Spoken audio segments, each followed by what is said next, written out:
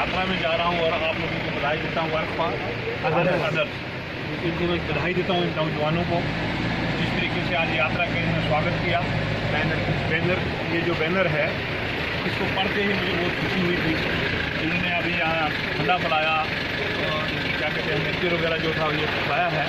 इससे एक मैसेज जाता है कि हिंदू मुस्लिम हम एक है सारे और हमारा भाईचारा एक है।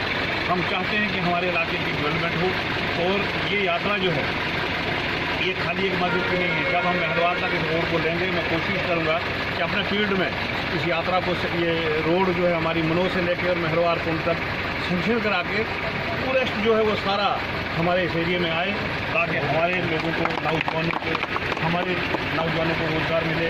वैसे भी मैंने नेशनल हाईवे 60 से हिमाचल प्रदेश के लिए करवाया है। उसमें हमारे नौजवान जितने हैं उनको रोज़गार मिलेगा, ठेकेदार को ठेकेदारी मिलेगी, मजदूर को मजदूरी मिलेगी।